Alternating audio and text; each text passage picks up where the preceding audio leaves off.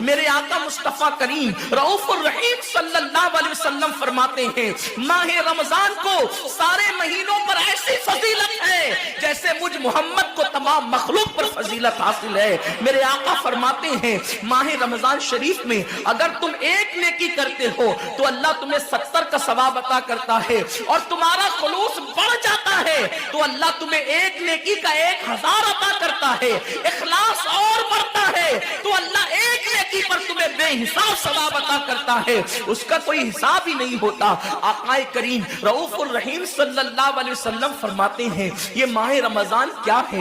اللہ کے محبوب مصطفیٰ کریم صلی اللہ علیہ وآلہ وسلم ماہ رمضان شریف کے روزوں کی اہمیت بیان کرتے ہوئے فرماتے ہیں کہ ماہ رمضان شریف کا ایک روزہ اگر کوئی چھوڑ دے اور پھر ساری زندگی اس کے بدلے میں روزہ رکھے تو ساری زندگی کے روزے اس ایک ماہ رمضان کے روزے کے برابر نہیں ہو سکتے۔ یہ ماہ رمضان شریف کے روزے کو فضیلت حاصل ہے، اور اللہ کے حبیب صلی اللہ علیہ وسلم فرماتے ہیں جو ماہ رمضان شریف میں عبادت کر کے اپنی بخشش نہیں کروا سکتا، اپنی مغفرت نہیں کروا سکتا، پھر اس کو کبھی موقع نہیں ملتا کہ وہ اپنی مغفرت کا سامان کرے۔ آقا کریم صلی اللہ علیہ وآلہ وسلم فرماتے ہیں کہ سال بھر تک ماہ رمضان شریف کے لیے جنت کو آراستہ کیا جاتا ہے، جنت کو سجایا جاتا ہے، جنت کو سنوارا جاتا ہے، اور آقا کریم صلی اللہ علیہ وسلم فرماتے ہیں بڑی بڑی آنکھ والی حوریں اللہ کی بارگاہ میں عرض کرتی ہے میرے کریم ہمیں ان کی دلہن بنانا جو ماہ رمضان شریف میں تیری عبادت کرتے ہیں، ہمیں ان کے نکاح میں دینا جو ماہ رمضان شریف کی راتوں کو جگ کر کے تجھے منانے کی کوشش کرتے ہیں۔ آقا کریم صلی اللہ علیہ وسلم فرماتے ہیں اگر کوئی بندہ ماہ رمضان میں زنا سے بچے، شراب سے بچے، جھوٹ سے بچے، کسی کو تہمت لگانے سے بچے، اور ماہ رمضان شریف کا احترام کرتے ہوئے گناہوں سے بچے تو اللہ تبارک و تعالی ہر رات کے بدلے، رمضان شریف کی ہر رات کے بدلے 100 حوروں کے ساتھ اس کا نکاح فرمائے گا۔ یعنی 30 راتیں ہیں تو 300 حوروں کے ساتھ اس کا نکاح ہوگا۔ اور آقا کریم صلی اللہ علیہ وسلم فرماتے ہیں ماہ رمضان شریف کا احترام جو کرے اور احترام ماہ رمضان میں جو لغویات اور خرافات کو ترک کر دے، جو گناہوں کو چھوڑ دے، زنا کو، شراب کو، جھوٹ کو، بہتان تراشی کو چھوڑ دے، آقا فرماتے ہیں اس رمضان شریف کا احترام کرنے والے کے لیے اللہ نے جنت میں ایک ایسا محل بنایا ہے۔ اس محل کا حال یہ ہے کہ دنیا کے سارے اولین اور آخرین یعنی آدم سے لے کر آخری آنے والے تک، انسان تک، اگر سارے اس محل کے اندر داخل ہو جائے تو بھی اس محل کی اتنی ہی جگہ وہ لیں گے جتنی کی بکرے کی ران آپ کسی مکان کے اندر رکھتے ہیں، تو بکرے کی ران کتنی جگہ گھیرتی ہے، بس تمام اولین اور آخرین اس محل کے اندر اتنی ہی جگہ گھیریں گے، یعنی وہ محل اتنا بڑا اللہ نے بنایا ہے، اور وہ محل صرف ان کے لیے ہے جو ماہ رمضان کے احترام میں گناہوں کو ترک کر دیتے ہیں، گناہوں کو چھوڑ دیتے ہیں۔ میرے آقا صلی اللہ علیہ وسلم کے پیارے دیوانوں، لیکن افسوس ہم اور دنوں کی طرح ماہ رمضان شریف کی راتوں کو ضائع کر دیتے۔ تاجروں کا سیزن آتا ہے تو تاجر پہلے سے تیاری کرتے ہیں کہ اس سیزن کے اندر میں نے مالدار بننا ہے، اتنا مال میں نے کمانا ہے کہ پھر میں نے سارے سال گھر میں بیٹھ کر کے کھانا ہے۔ ٹیلر لوگ تیاری کرتے ہیں عید کے موقع پہ اتنی محنت کریں گے رات دن کہ سال بھر اگر کوئی کسٹمر نہ بھی آئے تو وہ گھر بیٹھ کے آرام سے کھا سکے۔ کپڑے والے سوچتے ہیں کہ سیزن آئے گا، جو بھی سیزن ان کا آتا ہے اتنا کمائیں گے کہ سال بھر بیٹھ کے کھائیں گے۔ لوگوں جیسے کپڑوں کا سیزن آتا ہے، ٹیلروں کا سیزن آتا ہے، پھلوں کا سیزن آتا ہے، ایک سیزن نیکیوں کا بھی آتا ہے، ایک سیزن مغفرت کا بھی آتا ہے، ایک سیزن جنتی بننے کا بھی آتا ہے، ایک سیزن اللہ کو راضی کرنے کا بھی آتا ہے۔ ارے یہ کیا کم ہے، میرے رسول سچے نبی صادق و مصدوق نبی نے فرمایا ماہ رمضان کی ہر رات اللہ پہلے آسمان پہ تجلی کرتا ہے اور اللہ اپنے بندے سے پکار پکار کر غروب آفتاب سے لے کر صبح صادق طلوع ہونے تک کہتا ہے میرے بندے اگر تو گنہگار ہے تو مجھ سے معافی طلب کرتا کہ میں تیری مغفرت کر دوں، میں تجھے جنت کا پروانہ عطا کر دوں، اگر تو غریب ہے تو مجھ سے دولت مانگتا کہ میں تجھے دولت عطا کر دوں، اگر تو نعمت سے محروم ہے تو نعمت مانگتا کہ میں تجھے نعمت عطا کر دوں۔ یہی وجہ تو ہے حضرات صحابہ کرام جب رمضان شریف آتا تو وہ ایسے تیاریاں کرتے تھے جیسے ہم اپنے گھروں کی شادیوں کی تیاری کرتے ہیں۔ صحابہ اتنے مصروف ہو جاتے رمضان شریف کی تیاریوں میں، اور کیسی تیاری کرتے، ہم بھی رمضان شریف کی تیاری کرتے ہیں۔ ہماری تیاری کیا ہے؟ سحری میں تری کے مسالے کو چاہیے، سحری کے اندر یہ چاہیے، سحری میں وہ چاہیے، افطار میں یہ چاہیے، افطار میں وہ چاہیے۔ مجھے اس سے کوئی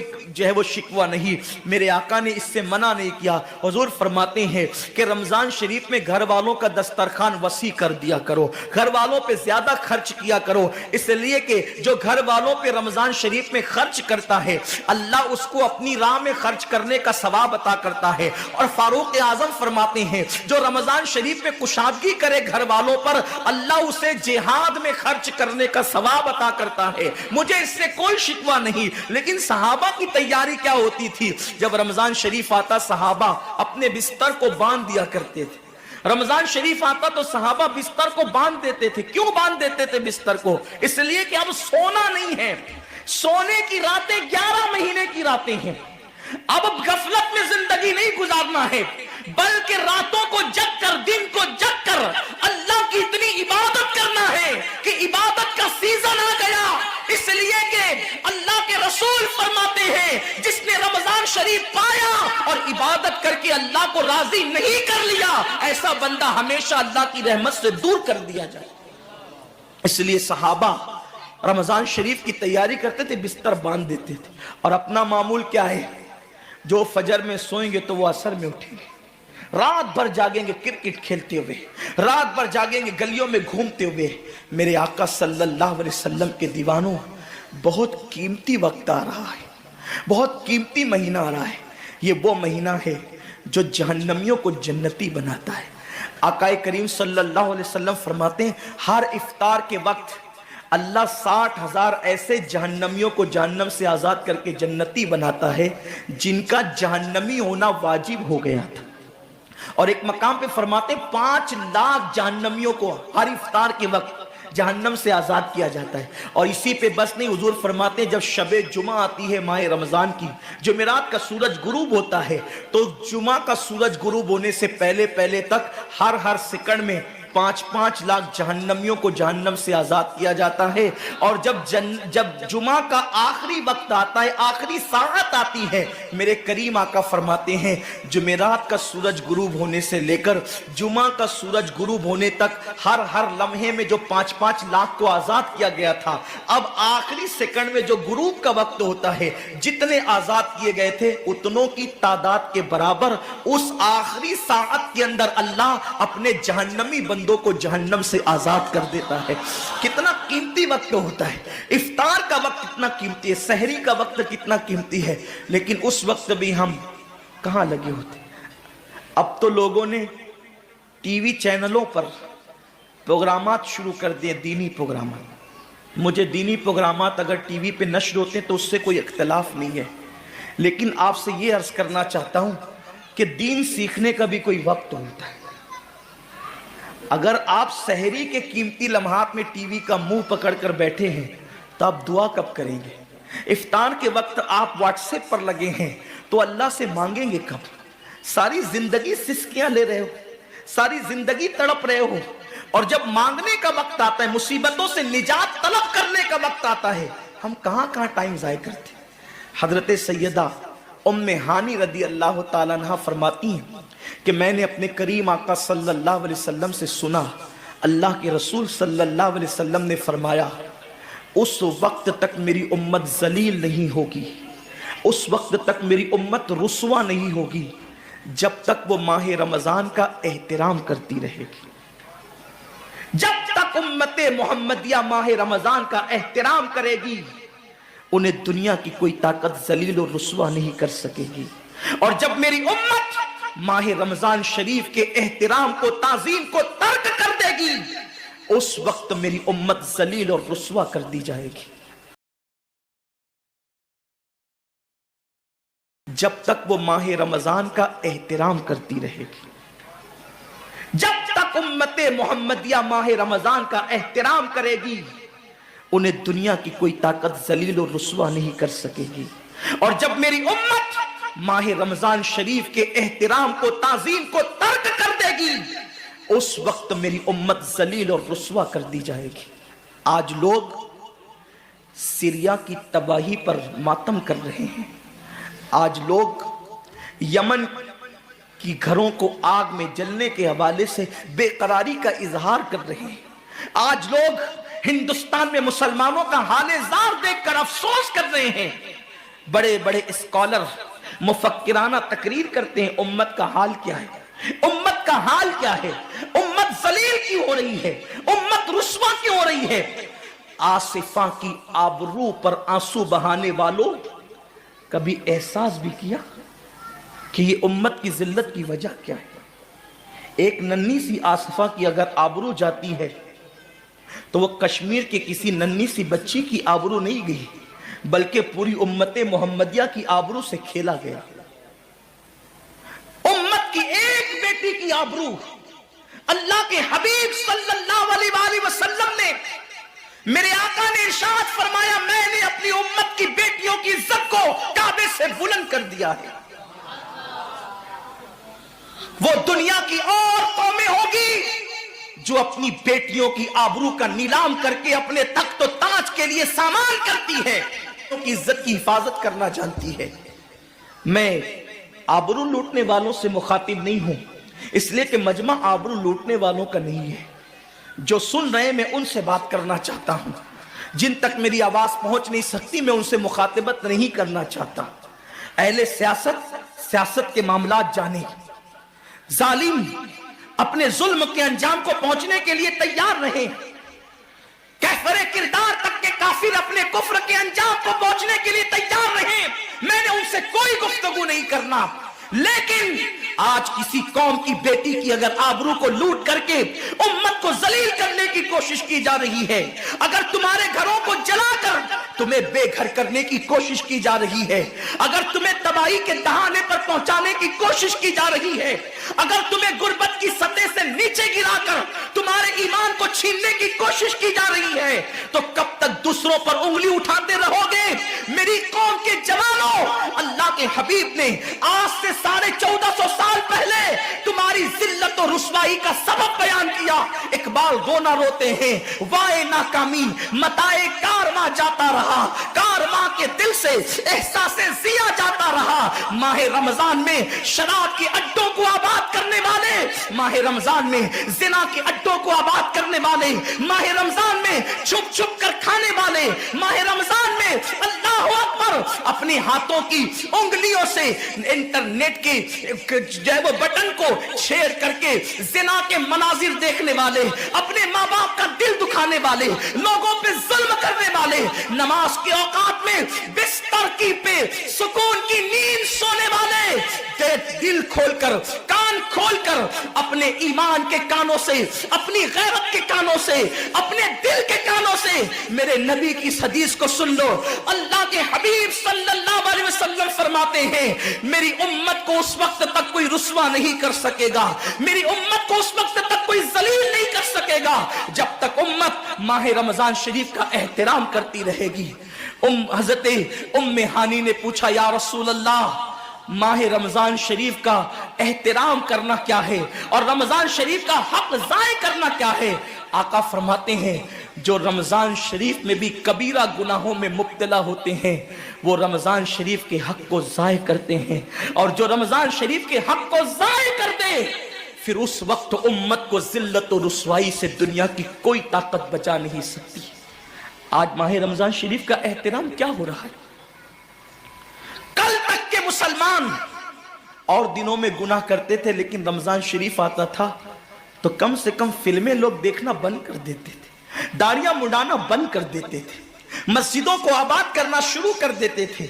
اب تو لوگ کس قدر بے باک ہو گئے، کس قدر نڈر ہو گئے کہ رمضان شریف میں بھی لوگ اپنے آپ کو گناہوں سے نہیں روکتے، بلکہ میری قوم کا جوان بڑے دھڑلے سے کہتا ہے یار اپنے سے روزہ نہیں رکھا جاتا، اس لیے کہ ہمیں تو گٹکے کی عادت ہے، ہمیں تو پان کی عادت ہے، ہمیں تو سگریٹ کی عادت ہے۔ شرم کرو، شرم کرو، نبی کے نام پہ جان قربان کرنے کی بات کرنے والوں، جو نبی کے نام پر 12-16 گھنٹے بھوکے اور پیاسے نہ رہ سکے، وہ نبی کے نام پہ جان کیا قربان کر سکتے؟ اور جب سے تم نے احترام رمضان المبارک ترک کر دیا، تمہاری آبرو کو لوگوں نے کھیل بنا لیا، اور اب تو لوگوں کو احساس گناہ بھی نہیں رہا، احساس جرم بھی نہیں رہا۔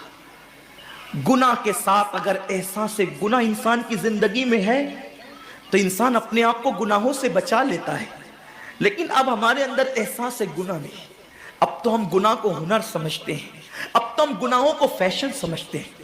احساس گناہ کیا ہے؟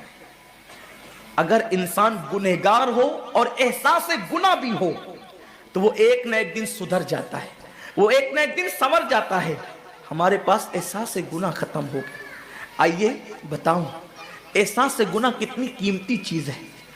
رمضان شریف میں کھا رہے ہیں، پی رہے ہیں، بلکہ مسلمانوں کی ہوٹلیں بند ہے تو غیر مسلموں کی ہوٹلوں میں کھا رہے ہیں، چھپ چھپ کر گھروں میں کھا رہے ہیں۔ لوگوں سے چھپ کر کھانے والوں، جو تیرا کچھ نہیں بگاڑ سکتا تو اس انسان سے چھپ کر کے کھا رہا ہے۔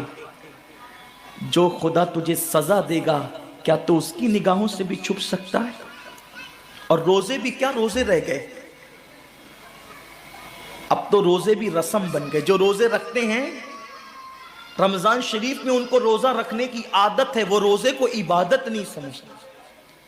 جو روزہ عادت بن جائے وہ نجات نہیں دلا سکتا، جو روزہ عبادت بن جائے وہ نجات دلا سکتا۔ ایک تو روزے کی عادت ہے اور ایک تو روزہ عبادت ہے۔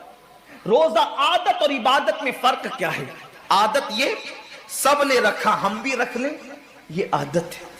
نہ رکھیں گے تو کیا جواب دیں گے، یہ عادت ہے۔ نہ رکھیں گے تو لوگ تانا دیں گے، عادت ہے۔ پھر روزہ عبادت کیا ہے؟ روزہ عبادت یہ ہے کہ اللہ نے روزہ رکھنے کا حکم دیا ہے اور مصطفیٰ جان رحمت نے روزے کا حق یہ بتایا ہے اگر تو روزہ رکھے تو صرف بھوکا پیاسا نہ رہے بلکہ تیرا ہاتھ بھی روزے دار رہے، تیری زبان بھی روزے دار رہے، تیری آنکھ بھی روزے دار رہے، تیرا پیر بھی روزے دار رہے، تیرا کان بھی روزے دار رہے۔ کان روزے دار اس طرح کہ کان اللہ کے ممنوع کردہ چیزوں کو نہ سنے، ہاتھ روزے دار اس طرح ہاتھ اللہ کے منع کردہ کاموں کو نہ کرے، زبان روزے دار اس طرح کہ زبان اللہ کی ممنوع کردہ چیزوں کو ادا نہ کرے، پیر روزے دار اس طرح کہ پیر اس جگہ چل کر نہ جائے جہاں اللہ نے جانے سے منع کیا ہے۔ جب تو ان سارے اعضاء کو روزے دار بناتا ہے تو ایسے روزے کے معاملے میں میرا اللہ فرماتا ہے روزہ میرے لیے ہے اور میں ہی اس کی جزا ہوں۔ ہر عمل کی جزا جنت ہے، روزے کی جزا خدا کی ذات ہے۔ اسی لیے آقا فرماتے ہیں روزے دار کو دو خوشی ہے، ایک تو افطار کے وقت، دوسرا لقائے رحمان کے وقت، خدا کی زیارت کے وقت۔ صحابہ نے پوچھا آقا ہم اللہ کی زیارت کیسے کریں گے؟ آقا فرماتے جیسے تم آسمان پہ چاند دیکھتے ہو بلا تمثیل اسی طرح تم خدا کی زیارت کیا کرو گے۔ یہ روزے داروں کی شان ہے۔ آج کے روزے کیا ہے؟ جس میں جھگڑا، جس میں غیبت، جس میں چگلی، جس میں فساد۔ روزے کو عادت مت بناؤ، روزے کو عبادت بناؤ۔ احساس مٹ گیا، عبادتوں کا احساس مٹ گیا، گناہوں کا احساس ختم ہو گیا۔ جب تک کہ لوگوں میں گناہوں کا احساس زندہ تھا وہ عبادت کر کے بھی اللہ سے ڈرتے تھے، وہ عبادت کر کے بھی رب کی بارگاہ میں آنسو بہاتے تھے کہ مولا میں تو حق ادا نہ کر سکا۔ لیکن آج احساس نہیں ہے، اس لیے لوگ ہنستے ہنستے افطار کرتے ہیں۔ حالانکہ صحابہ کا معمول تھا جب افطار کا وقت آتا وہ ہاتھوں کو اٹھا کر کے روتے اور کہتے مولا روزہ تو چلا گیا لیکن روزے کا حق نہ ادا ہو سکا، آنسو بہاتے ڈرتے۔ لیکن آج ایسا کچھ بھی نہیں ہے۔ ہماری ساری نیتیں تو دسترخوان پہ لگی ہوتی ہے افطار کے وقت۔ آئیے ایک بات نکل آئی، احساس گناہ.